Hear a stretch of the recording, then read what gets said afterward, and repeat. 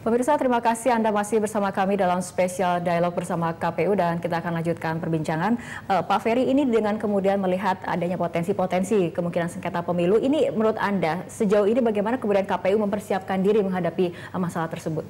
Ya, mestinya KPU juga punya catatan evaluasi terkait dengan penyelesaian sengketa di 2009.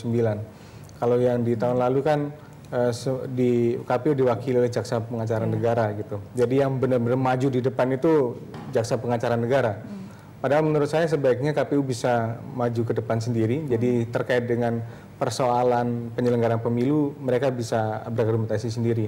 Sejauh ini di dalam beberapa kali diskusi dan informasi yang muncul, sepertinya KPU sudah mulai menyiapkan itu untuk bersengketa nanti di Mahkamah Konstitusi. Ada JPN yang mungkin akan jadi advisor, jadi soal persoalan hukumnya mereka akan memberikan masukan kepada KPU. Tapi yang paling penting sebenarnya soal pendokumentasian, argumentasi terkait dengan bagaimana kondisi di lapangan, bagaimana kasus itu muncul, dan bagaimana kemudian membahasakan itu. Saya pikir KPU bisa maju sendiri dan mereka kelihatannya sedang menyiapkan untuk bisa maju sendiri di Mahkamah Konstitusi. Gitu. Nah, kalau persidangan di Mahkamah Konstitusi ini bagi KPU merupakan ajang ya Pak Ferry untuk membuktikan bagaimana kualitas kinerja penyelenggara pemilu selama ini seperti itu. Jadi ada dua hal yang bisa dilakukan oleh KPU. Selain kemudian membuktikan bahwa yang sudah dilakukan adalah benar gitu, bahwa di lapangan ternyata kalaupun ada komplain itu sudah diselesaikan di masing-masing tingkatan.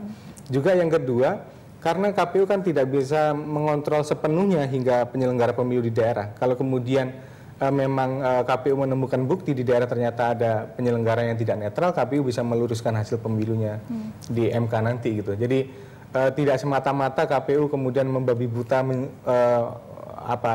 mereka membela hasil pemilu yang sudah ditetapkan.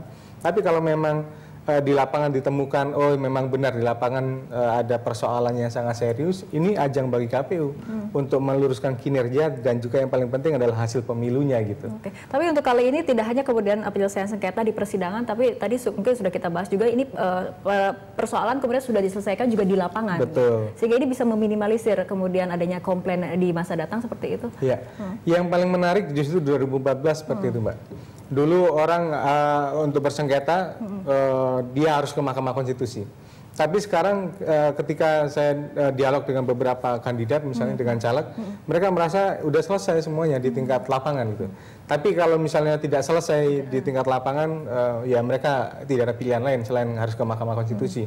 Tapi yang pasti itu akan bisa meminimalisir sengketa yang akan muncul. Kalau sudah selesai di lapangan, ngapain juga mereka harus ke MK? Karena di MK itu meskipun biaya persidangannya adalah gratis, tapi untuk bisa hadir di MK itu juga memerlukan biaya yang artinya mereka juga harus menghitung ulang gitu. Oke, ini tapi untuk mekanisme dari penyelesaian sengketa pemilu sendiri, apakah menurut Anda ini sudah terintegrasi seperti itu antar lembaga penyelenggara pemilu seperti itu? Hari ini seperti Bawaslu dia diminta juga oleh MK, dalam peraturan MK itu dia akan memberikan keterangan.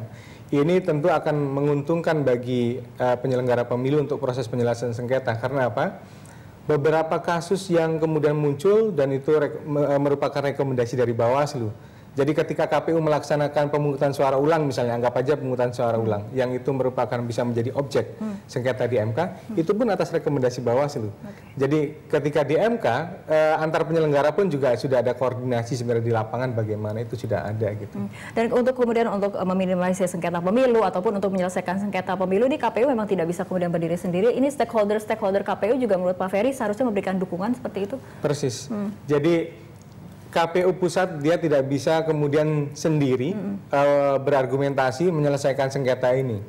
Tapi juga tadi yang saya bilang selain memetakan data dan informasi, tapi juga kemudian menyiapkan tim di lapangan gitu kan. Kan ada KPU provinsi, kabupaten kota dan juga petugas di lapangan yang itu semua bisa menjadi saksikah atau turut termohonnya dari KPU jadi satu tim gitu kan untuk menyelesaikan sengketa ini. Jadi akan sangat memudahkan bagi KPU ketika dia sudah mulai memetakan daerah mana yang bersengketa, maka pada saat yang sama penyelenggara pun bisa saling koordinasi dan konsolidasi di internal.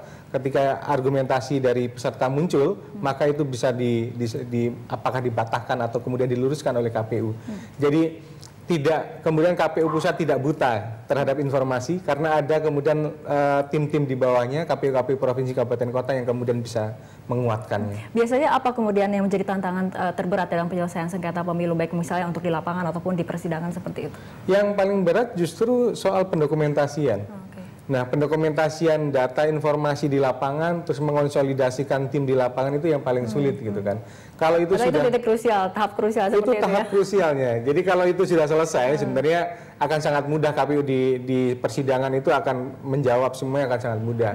Selain juga soal waktu yang sangat terbatas. Jadi kalau di MK itu hanya waktunya 30 hari ya untuk proses penyelesaian sengketa ini. Jadi ini tantangan yang paling berat dalam waktu yang sangat singkat.